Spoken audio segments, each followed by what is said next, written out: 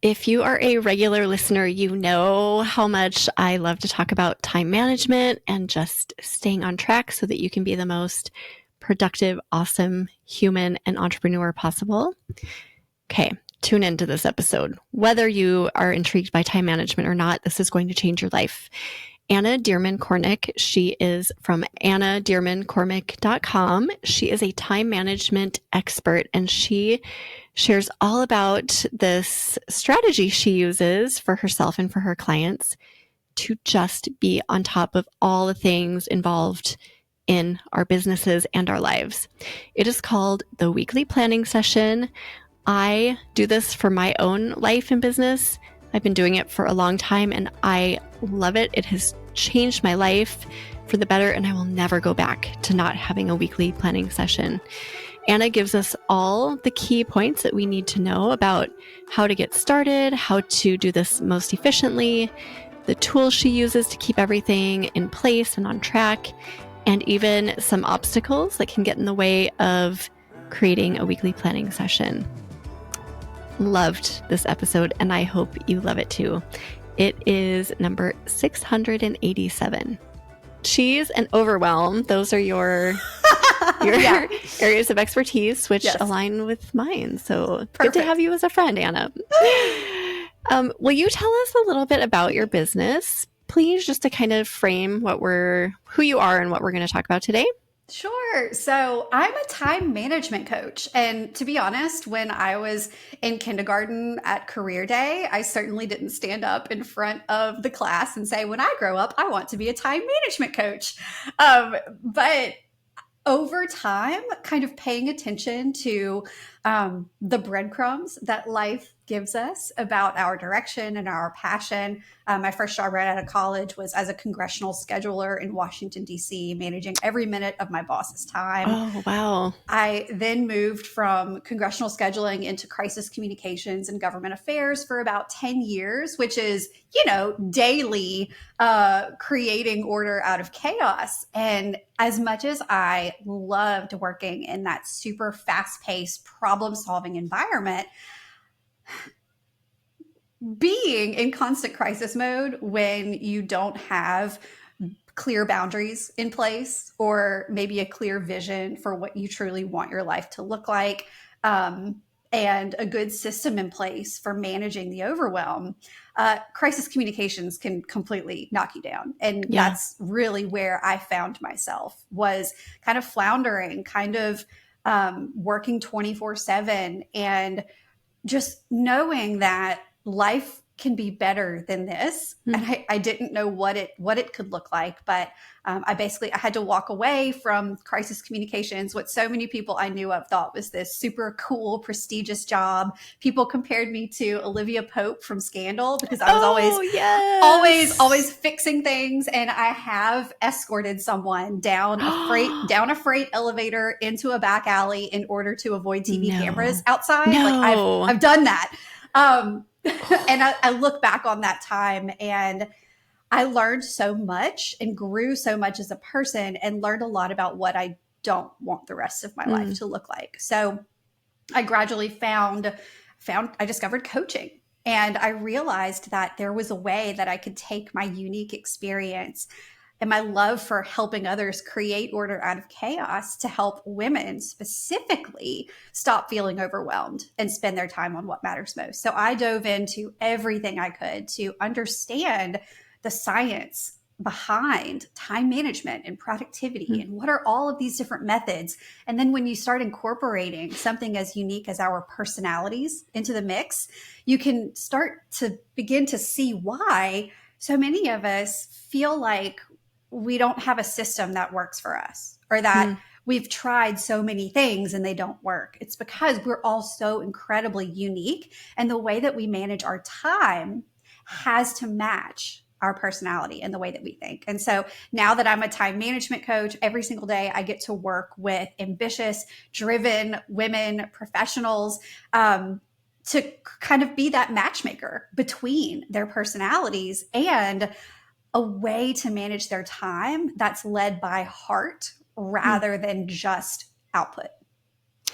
I love that you recognize that it's not a one size fits all situation, because I feel like we get so much information that's like, here's your strategy, here's what you need to be doing. And it's like, wait, my brain doesn't work like that. Everyone works so differently. So we have to take that into account. Absolutely. And, Megan, it's tough because we want the shortcut. We want to be handed step 1, do this, step 2, do this, and step 3, it will work for you perfectly. Right. But that's just it's not how this works. It's not a recipe that's going to turn out perfectly if you just get the right measurements. It's got to match you. And so in addition to my time management coaching, I'm also the host of It's About Time, a podcast about work, life, and balance. And I am also the author of Time Management Essentials, the tools you need to maximize your attention, energy, and productivity. But I'm more than just a worker bee, I promise. I'm a mom of 2 little girls. They're 6 and 4. And we and my husband, we all live in South Louisiana, right above New Orleans. So we like to do all that fun Louisiana stuff like Mardi Gras and festivals. And I love it. You're a real human too, just like the rest of us, right? I love that you have a podcast and book. I'm excited to explore those. Always eager for new things to listen to and read. So thank you for mentioning those. I was going to ask about kind of like the ADHD brain. I feel like entrepreneurs have that a lot. Do you find that's very common for entrepreneurs? I don't know the specific stats, but I'll tell you this, based on the women I have met that are entrepreneurs, we chat and we look back on our childhoods, and we were the kids who couldn't sit still in class. We were the kids who didn't love to follow directions because we saw multiple paths to get to a result.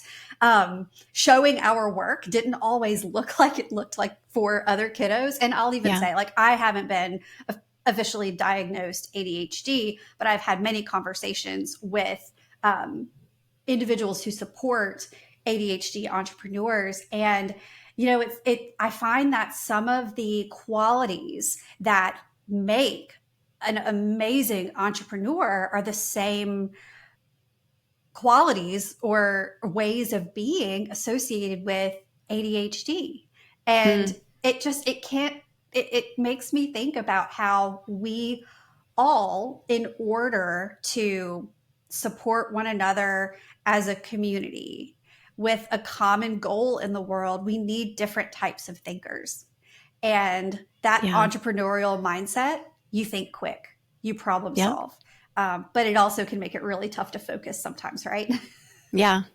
I know. I think ADHD gets such a bad stigma, but you're right. There are so many good things about, and not just like the diagnosis of it, but that brain that works a little bit differently. Oh, yeah. There's so many good things, and it does seem to align with entrepreneurship. Mm-hmm. And I just think, embrace that. And it's not something to be ashamed of, for sure.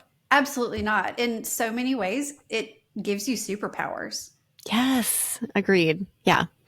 And I do know so many food bloggers who are like, oh my gosh, adult diagnosis ADHD. I didn't know. I thought something was wrong with me for my entire life, and now I feel normal. And it's amazing how many people I've heard of recently who are just kind of realizing this about themselves, putting the puzzle pieces together.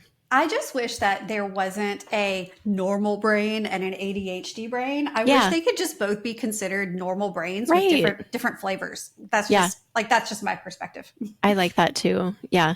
I know people do tend to label it like that. Like I have an ADHD brain. Well, yeah, we all have unique brains, right? And that's kind of what you're talking about today. We all have to treat ourselves differently as individuals and manage our time well. Yes.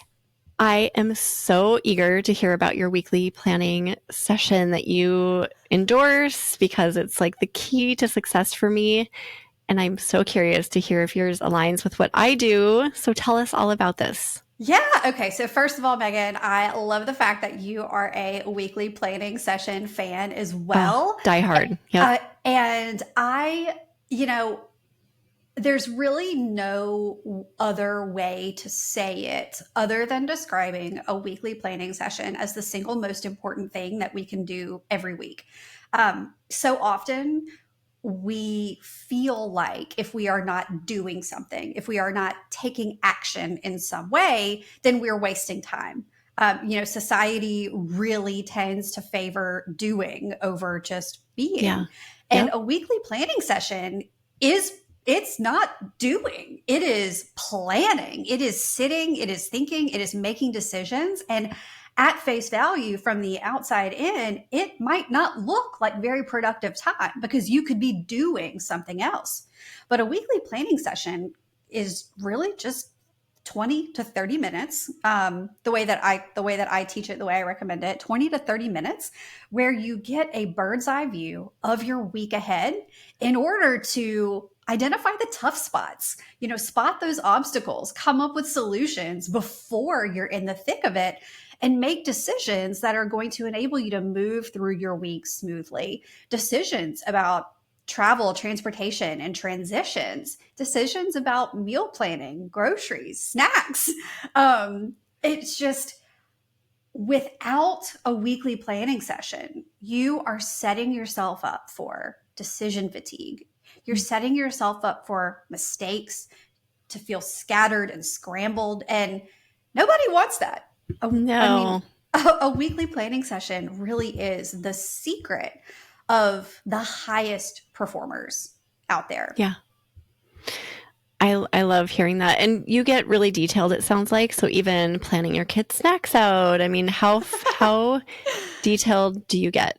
Okay, I love it. So I will say that I'm definitely a big picture thinker. I am most comfortable when I am thinking bird's eye view rather than in the weeds. And so while I'm not necessarily planning that, okay, after school on Tuesday, Camilla is going to have cheese and crackers, and Elizabeth, while we're not getting that granular, meal planning and grocery shopping is a huge part of our weekly planning session. But let me back up, because there's a flow to this. Okay. And so the way that I conduct my weekly planning session is, I start by getting that bird's eye view of the week ahead. I've got my laptop, I've got my trusty notebook, I've got a cup of coffee usually, and I'm probably listening to brown noise in my AirPods because nice. that's like my focus noise. I love it. And I get a look at the week ahead, and I essentially start by spotting, okay, what are the tough spots? What do the tough spots look like? Okay, I am, like, just looking at this week ahead, I am going to be in the car for 4 hours on Wednesday and Friday. I'm going to be out of town speaking at a speaking engagement for 2 days. So that means that there's some planning that needs to take place now in order to make sure that things are running smoothly for the girls, for my husband, while I'm out of town.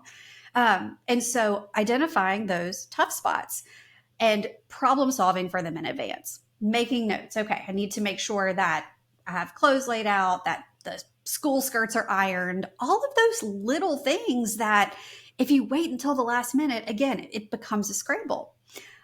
From there, I love to add, I can't live without, more like it, adding in transition and travel time.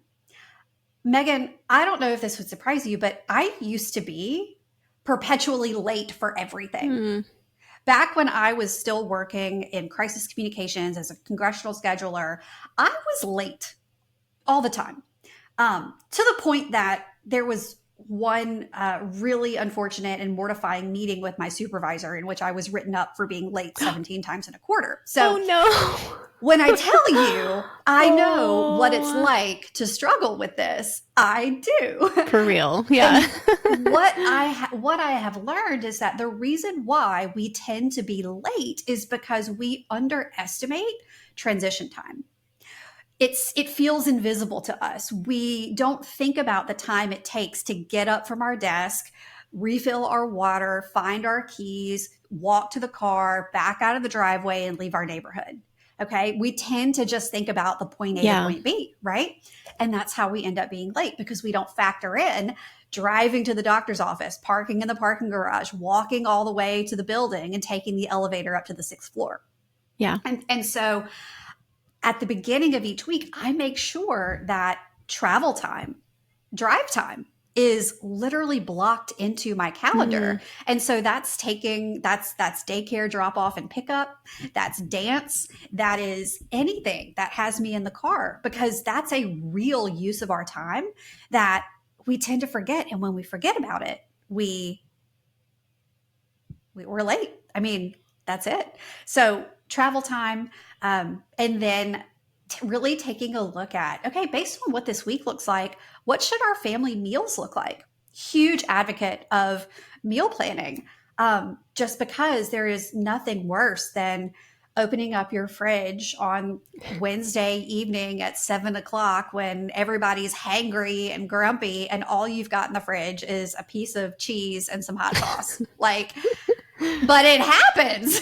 Yeah, it does.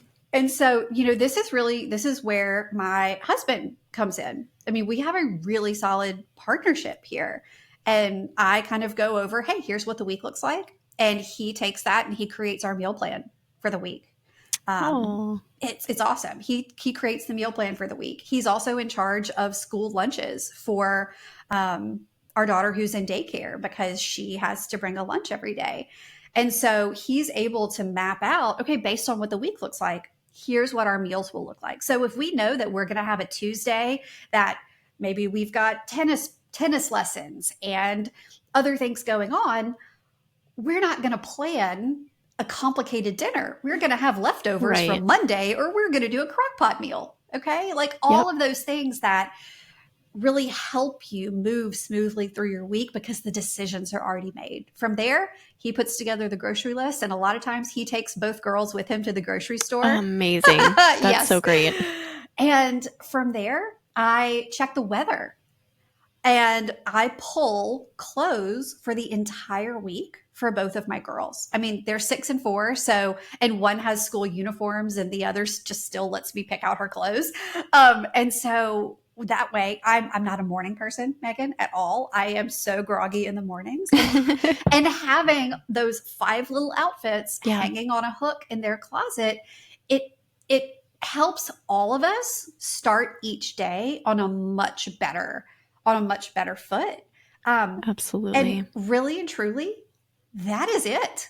It's, let's take a look at the week ahead. Let's make sure that, I didn't mention this explicitly, but let me make sure that time blocks are in place that enable me to hit the goals that I have in my business.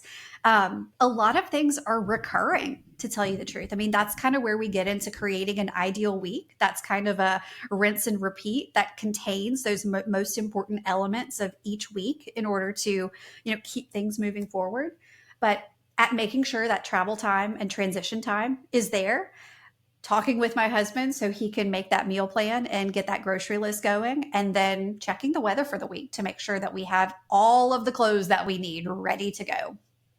And that's such a simple thing too. And it might be an oversight for so many, but weather, I live in Minnesota, we never know. Like literally it could be snowing one day and 70 degrees the next day. So that small detail literally takes 10 seconds and it can just help you think through, if nothing else, think through, like, we might need to shovel on Thursday morning because it's supposed to snow on Wednesday night. And just having kind of a loose plan for those sorts of things is so huge.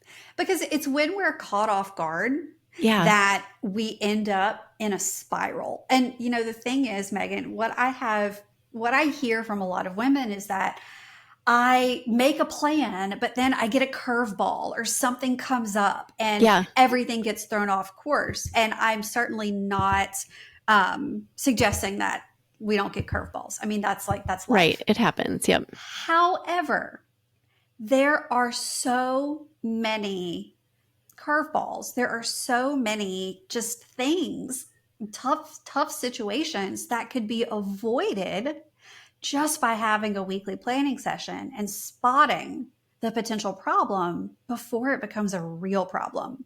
I mean, if you wait until Thursday morning to look at your schedule for Thursday, that's when you discover that you have a dentist appointment that conflicts with a meeting where you're supposed to give a presentation. I mean, you Oh my scheduled gosh, that yeah. dentist appointment 6 months ago. So of course you forgot about it.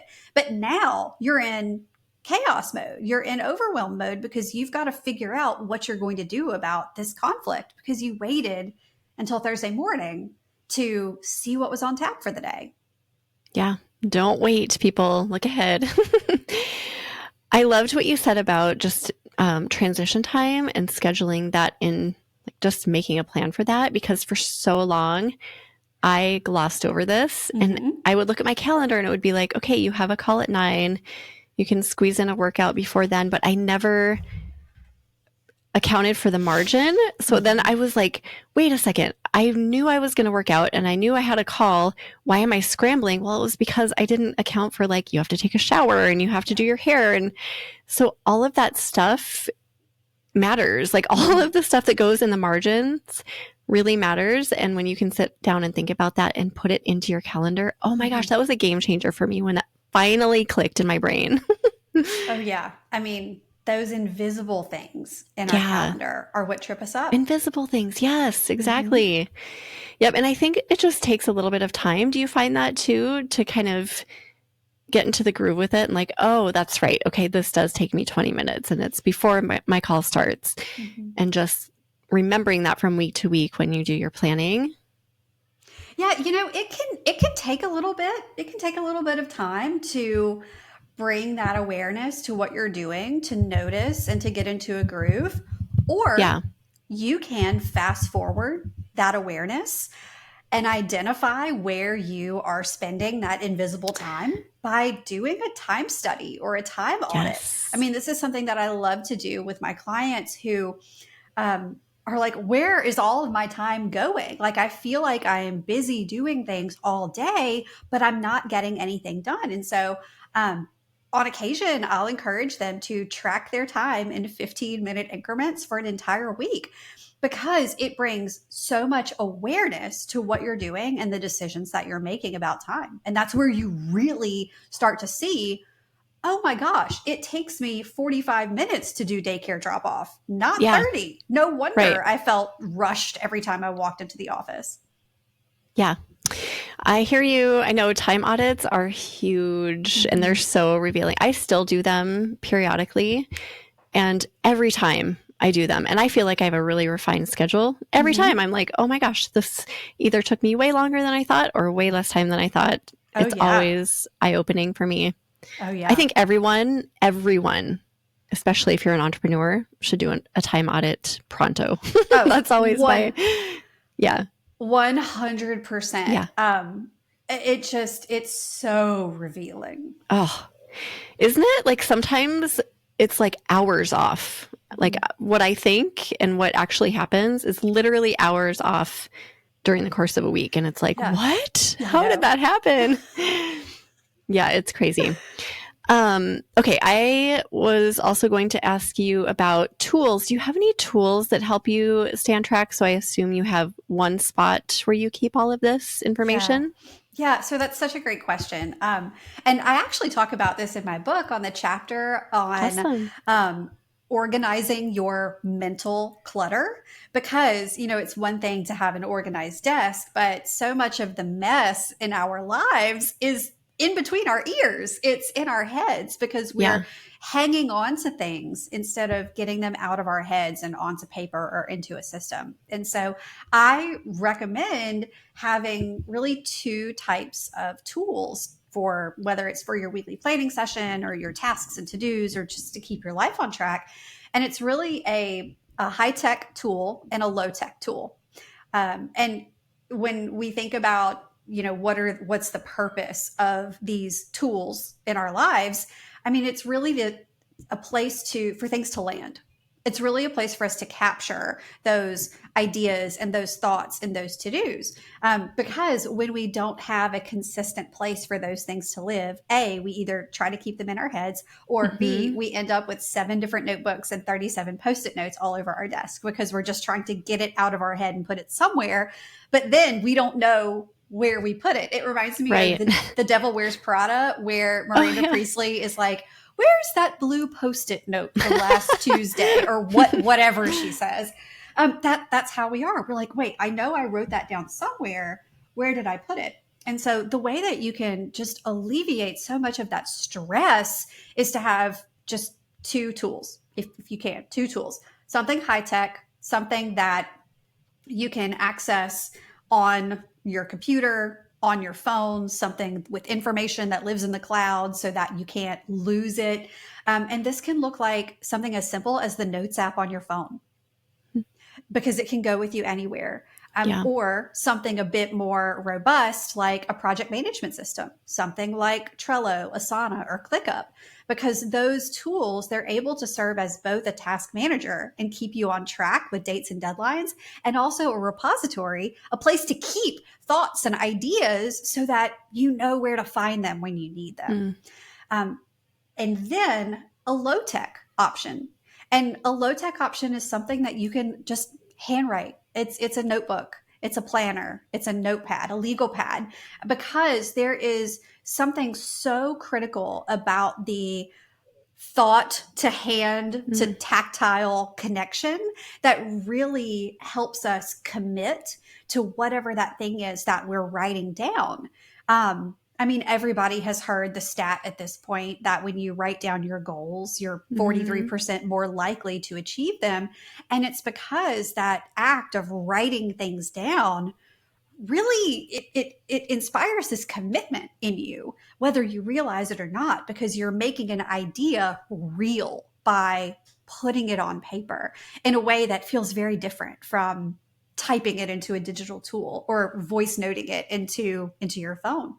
And so with combining a high-tech tool and a low-tech tool, you've got a cloud-based way to keep track of all of those ideas and to-dos. But with a low-tech tool, you've got something that you can grab and jot down a few notes to get something out of your head in that moment until you can put it where it needs to go. When it comes to specific tools, I personally love using Asana as my high-tech tool. I've used Trello in the past. I have a ton of friends who use ClickUp. I have friends who use Monday.com. I mean, there are so many options. They all do basically the same thing.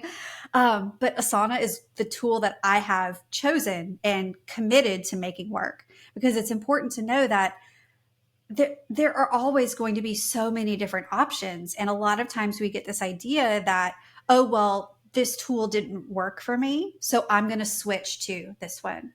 When in reality, a lot of times it's that the system wasn't working for you, not the tool itself. Right.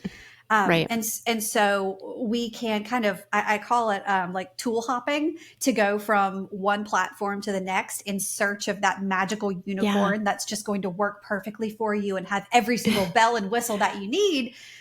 But they're all basically the same.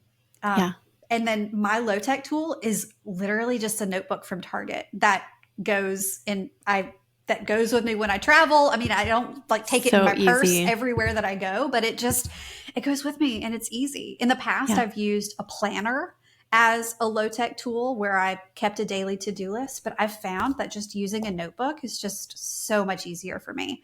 And I encourage you to do a little trial and error to figure out what's going to be best for you, because maybe for you, a legal pad is where you feel best. Maybe you want to have a pretty journal that you keep track of things in. I like my blue and white striped notebook from Target. I love it. Yeah. And that probably applies to just everyone having different brains and the way everyone works so differently. So what you do is so different from the girl next door. And it's okay, right? To just be okay with that, because some people are like, in our space, I need to use fill in the blank because everyone else is doing it, or I heard about it on a podcast. I'm like, no, nope, not necessarily. You can make pretty much anything work as long as it jives with you and how your brain works. 100%. And I'll tell you this, part of the reason why I stopped using a planner as my low-tech tool is because I realized that I wanted the planner to be pretty. I wanted it to look perfect and pretty and organized, and that I was less likely to actually jot down the notes in Interesting. it like let it serve its purpose, because I wanted it to be pretty. Like I couldn't get over that weird planner That's so perfectionism, funny. but Yeah. transitioning to a notebook completely solved that for me. See, so it could just be something little like that, like some Yeah. hiccup that you aren't even thinking of. That is so funny. Yeah. Well, I'm glad that helped you get past it. If somebody wants to start this, it might seem like an overwhelming task, but I think it's actually pretty simple. But I'd love to hear your thoughts. How do we just get started? Yeah. So let's say that you want to start a weekly planning session because you are totally on board with the fact that it's going to change your life and make every week feel amazing.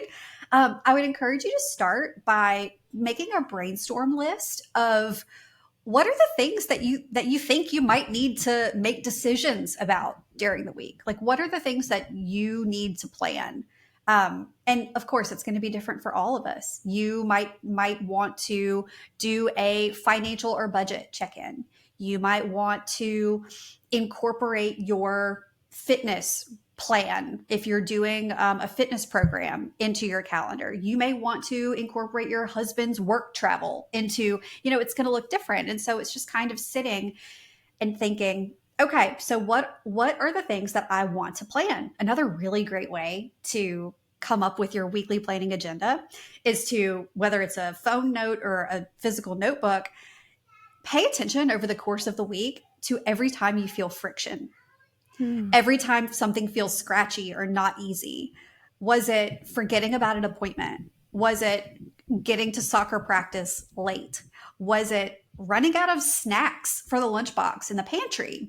Where did you feel the friction? Because that's a clue to something that you can add to your weekly planning agenda. So once you have an idea of what you need to plan, now we need to decide, what tools do you need to be successful with making that plan? Because the worst thing in the world is to sit down with your hot cup of coffee to start your weekly planning session and realize that the softball schedule is on the bulletin board by the back door. And so on the way to the back door, you pass the laundry room and the clothes need to be moved from the washer to the dryer. And then the next thing you know, it's 2 hours later and you're reorganizing the pantry and you don't know how you got there. I think we can all relate to this scenario. Right? It's like if you give a mouse a cookie, like one thing leads to the next. And so you want to treat it, you're going to love this, you're going to want to treat it like a mise en place. You want to have all of your ingredients for your weekly planning session with you when you sit down. Because, if you have to get up and walk across the house, it's over. Danger zone. Exactly. Yep. Exactly. So know what you need, what tools you need in order to make it happen.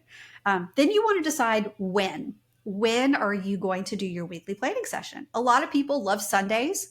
A lot of people love Friday afternoons. Some people love first thing Monday mornings. You could do it Wednesday at 2 p.m. if you want to. Anytime, yeah. But what's most important is that you try to be as consistent as possible. Because when you plan in 7-day increments, you begin to feel a rhythm, and there's a flow, and there's consistency.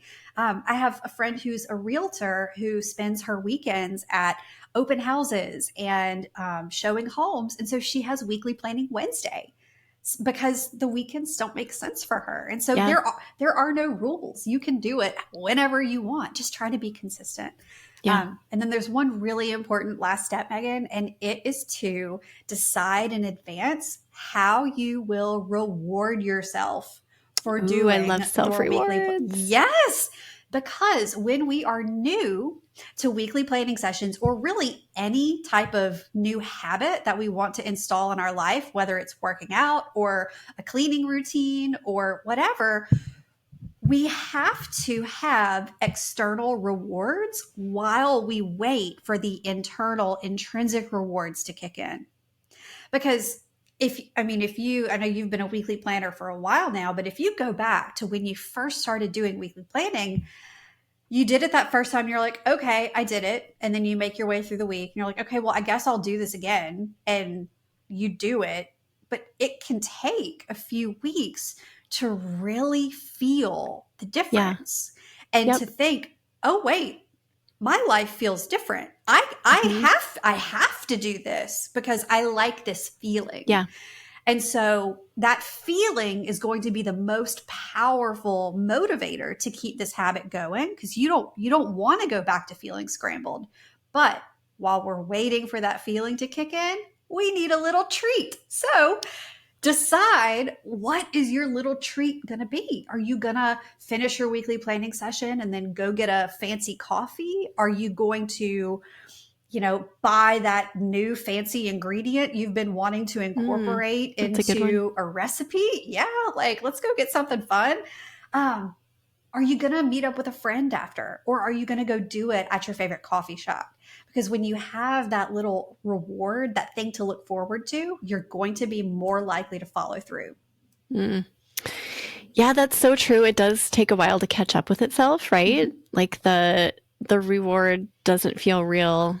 I'm trying to think back. I think it was probably 4 to 6 weeks before I was like, oh, life is different. This is really good. And I never want to go back to how I felt. So that now is my motivation. But until that catch up happens, I love the idea of a self-reward. All of us have those things that we don't allow ourselves to indulge in that we deserve, right? Yeah, for doing, exactly. I mean, this is a big deal to put a system like this in motion. So reward yourself. I love it. Yes. Amazing. And maybe even writing a list of what your self-rewards would be so that you can just kind of pull one out of the bag each week. Like, oh, the coffee idea, great idea. Or lunch. I like doing just a lunch by myself without anyone around. Sometimes I just like the quiet, just whatever it is. I love it. That's a great idea, because you're essentially able to create a little reward menu. Yeah, reward menu. Love that so much. Is there anything that you see as a common hang up or obstacles that get in the way of people planning these sessions? Oh my goodness. What I see most often is people starting out of the gate wanting to have this super elaborate, detailed weekly planning session that's going to take 2 hours. And what ends up happening is that we have the best intentions. We create this, okay, well, I'm going to plan this. I'm going to do this. I'm going to review my budget. I'm going to map out my workouts. I'm going to do this and this and this and this. And then we realize, okay, I need to do my weekly planning session today, but it feels so big and it feels so cumbersome that we avoid it. And we don't want to do it because it feels hard, and our brains don't like to do things that feel hard, no matter what your personality is. Like our brain likes to keep us safe and likes to keep things easy for us so that we can burn as few calories as possible in case we get chased by a bear, right? It's crazy. And so I always recommend, yes, if you want to come up with that elaborate weekly planning session, go for it. But I'm going to ask you to create a best effort. Like what's a best case scenario? Like if you get to do all of it, and then what is your bare minimum? What's your best case scenario and what's your bare minimum? For me, I know that if I can scan the calendar, if my husband can meal plan, grocery shop, and I can get those outfits pulled, we're going to be fine. Yeah. We're going to be fine. But if I, have more time, if I want to sit down and do the whole version, I can. So often we get this all or nothing mindset. And this is definitely where all or something is going to help you feel more successful and smooth moving into your week. So I'd say that's most common, is having this idea that it has to be this whole big thing, and then we just avoid it because it's too big. So create that best case scenario, but also figure out what your bare minimum is, like that you can do in 5 minutes tops. Yeah, because you don't want to stack overwhelm on overwhelm. No. Being overwhelmed by a weekly system is not the point. The point is to decrease your weekly overwhelm. So you don't want to create this system that's just going to set you up for failure to begin the week, right? Because then you dread doing it. Yeah, right. And that's not the energy we want. No. Going into the week with dread is 0%. We want to do the opposite. That this is supposed to do the opposite, correct? Yes, definitely. Yeah. And you said that when you have an ideal week, you sit down and you spend like 20 to 30 minutes, or what's your baseline and what's your ideal? Yeah. So I'd say that I've been doing this for so long now that rather than sitting down and doing a 30-minute planning session start to finish, I've actually started doing bits and pieces of the agenda throughout the day. And I find that that is what works for me really well now, because I have a 6-year-old and a 4-year-old, and they are wild and I love them.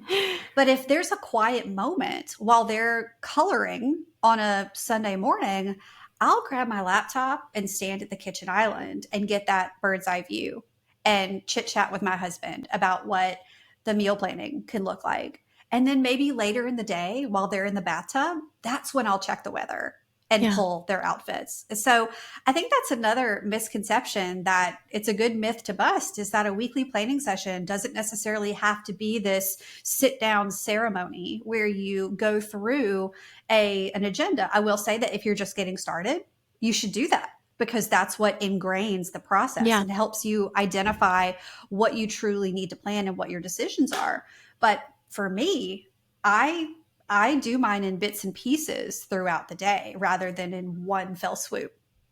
Again, not a one size fits all situation. Yeah. Just adapt it to your needs. If It you have a fits. large family, then it's better maybe to do it the way you do it. Yeah, it's what fits our life. And I like that. There are times that I will sit down and I'll really, review the quarterly plans, and I will, review our budget. But those are more maybe on a monthly basis. I'll do like a bigger one on a Sure. monthly or quarterly basis. But Yeah. it's, if the purpose of this time is to prep me for the week ahead, I want to make sure that I focus on that first. Yeah. Okay. Is there anything that we've missed that you want to be sure to cover before we start saying goodbye? Oh my goodness. We could probably do a part 2 on this. I feel like we haven't even touched the tip of the iceberg. Totally. I think that we've talked through how to get started with weekly planning, the importance of it not being one size fits all or nothing. And I think the most important thing to remember is that everything is trial and error. And we have to approach a weekly planning session, life, recipes, all of it like an experiment where we want to learn and see what happens, rather than a test where we're going to get a pass or fail grade. Yeah. Oh, I love that. Thank you so much. This was so fun. I could chat about this all the time. If you have another angle, please come back and be a guest again. Anna, it was such a pleasure to have you. Thank you so much. This was so fun. Do you have either a favorite quote or words of inspiration to leave us with? Okay, yes. And this has been my favorite quote since I was in middle school, and I just can't move on to anything else. Imagination is more important than knowledge.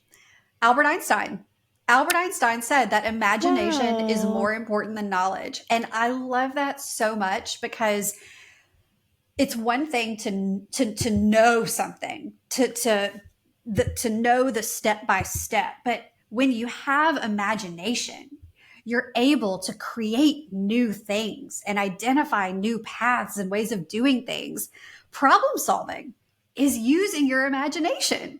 And so often we think about imagination and using our imagination as something that kids do when they're playing dress up or fairy tales. But we as adults, we have to use our imagination every single day. And so that quote is such a reminder to me to let yourself lean into your imagination, because what could be, oh my gosh, is almost infinitely more important than what currently is. Oh, amazing way to end all of this. Thank you so much for that, Anna.